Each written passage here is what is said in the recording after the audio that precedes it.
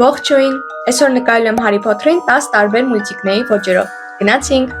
Այս վիդեոների շարքում ես վերցնում եմ մի կերպարի եւ փորձում եմ իրեն նկարել տարբեր հայտնի մուլտիկների ոճերով։ Այս անգամ ընտրությունս կանգ առավ Հարի Փոթերի վրա, իսկ այս անգամվա մուլտիկներն էլ ամբողջովին տարբերվում էին նախորդ մասի մուլտիկներից։ Այս վարժությամբ ես փորձեցի կոմֆորտ զոնայից դուրս գալ, ուսումնասիրել այլ ոճեր եւ որոշ դետալներ հաշվի առնել հետագայում օգտագործելու համար։ Բայց նախքան մյուս ոճերին անցնելը չէի կարող չնկարել նաեւ իմ ոճով, որը այս պահին կարող եք տեսնել էկրանին։ Երկրորդ ոճի համար որոշեցի ինչ-որ անիմե ընտրել, օրինակ Demon Slayer-ը։ Այս անիմեն բավականին հայտնի է իր նկարչական ոճով։ Ամեն կերպար իրարից շատ տարբեր է երևում, բայց որպես հիմնական ռեֆերենս ես օգտագործեցի գլխավոր հերոսին։ Դրա արտաքինի մեջ ինձ շատ հետաքրքիր թվաց իր աչքերի դիզայնը, մանավանդ այն, որ իր բիբը ի տարբերություն սովորականի սպիտակ էր, այլ ոչ թե սև գույնի։ Ընդհանուր առմամբ ինձ մոտ շատ հեշտ ստացվեց կրկնել այս ոճը։ Հաջորդ ոճի համար ես ընտրեցի Coraline-ը։ Ես այս պատմությունը այնքան էի հավանել, որ մուլտիկը դիտելուց բացի կարդացել էի նաև գիրքը։ Այս պատմությունը Հելոուինի վայբ ունի, այնպես որ եթե սիրում եք նմանատիպ բաներ դիտել, ապա ես խորհուրդ եմ տալիս դիտել այս մուլտֆիլմը։ Այստեղ որպես ռեֆերենս ես վերցրեցի ոչ թե սովորական կերպարներին, այլ իրենց կեղծ տարբերակներին, որոնց հիմնական տարբերությունը աչքերի մեջ էր։ Նրանց մոտ աչքերի փոխարեն կոճակներ էին, ինչը իհարկե սարսափելիության զգացում էր առաջացնում։ Այս Հարի Փոթերին նկարելը ինձ մոտ ամենադժվարը ստացվեց, քանի որ կերպարը 3D էր, իսկ ես առհասարակ 3D չեմ նկարում, բայց կարծում եմ արդյունքը վատ չստացվեց։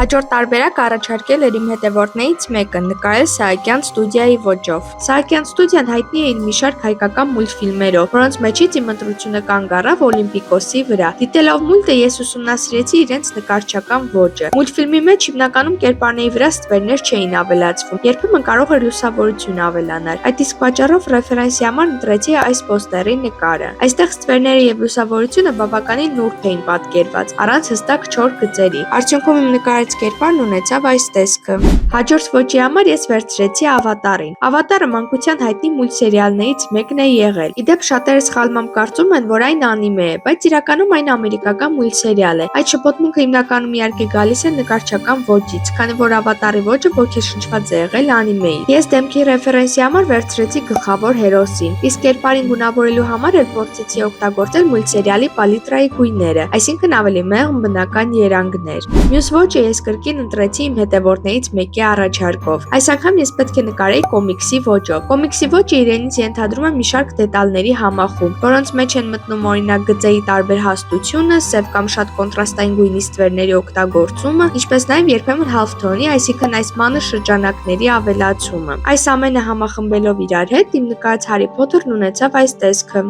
Քանի որ նախորդ անգամ ես նկարել էի Gravity Falls-ի ոճով, այս անգամ ես ընտրեցի դրա նման մեկ այլ մուլտսերիալ, որը նույնպես թողարկվել էր Disney-ի կողմից։ Այս մեկի ոճը շատ հեշտ էր կրկնօրինակելը եւ չէր պահանջում ստվերների ու լուսավորության ավելացում։ Դրա համար բավականին արագ ավարտեցի Հարի Փոթերի այս տարբերակի հետ աշխատանքը։ 8-րդ ոճը Scooby-Doo-ն էր։ Այս մուլտսերիալի ոճը հաստատ բոլորին ծանոթ կլինի։ Չնայած այն բանի, որ տարիների ընթացքում այս մուլտսերիալից տարբեր տեսակներ են թողարկվել, ես ցանկացա նկարել հենց այս տարբերակի ոճով, որովհետև այս մեկը իմ ամենասիրելին էր։ Scooby-Doo-ի ոճի հիմնական ճանաչելիությունը գալիս է աչքերի դիզայնից։ Դրա համար միայն արդեն աչքերը նկարելով պարզ է դառնում, թե այս Հարի Փոթերը որ մուլտիկից է դուրս եկել։ Հաջորդ հերթին ես սկսեցի նկարել Ben 10-ի ոճով։ Ben 10-ը մուլտսերիալ է այլմոլորակայինների մասին, որը նույնպես տարբեր դիզայններ էր ունեցել, բայց ես իհարկե ընտրեցի օրիգինալի ոճը։ Այստեղ գույները բավականին վառ գույներով էին պատկերված։ Դրա համար էլ իմ նկարած կերպարին այդ վառ գույները փոխանցեցի։ Իսկ քանի որ դեմքի ռեֆերենսի համար ընտրել էի Ben-ին, զարմանալի չէ, որ իմ նկարած կերպարը գրեթե ամբողջությամբ իրեն էր նմանվել։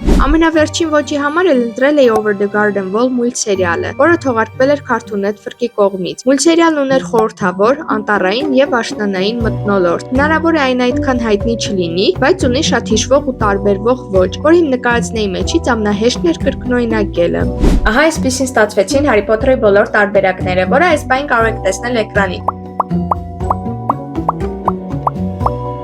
Մեկնաբանությունը նշեք, թե որ տարբերակը դուք ամենից շատ հավանեցիք, եւ եթե հավանեցիք այս վիդեոն, ապա կարող եք բաժանորդագրվել ալիքին, որպեսզի բաց չթողնեք հետագա վիդեոները։ Առայժմ այսքանը։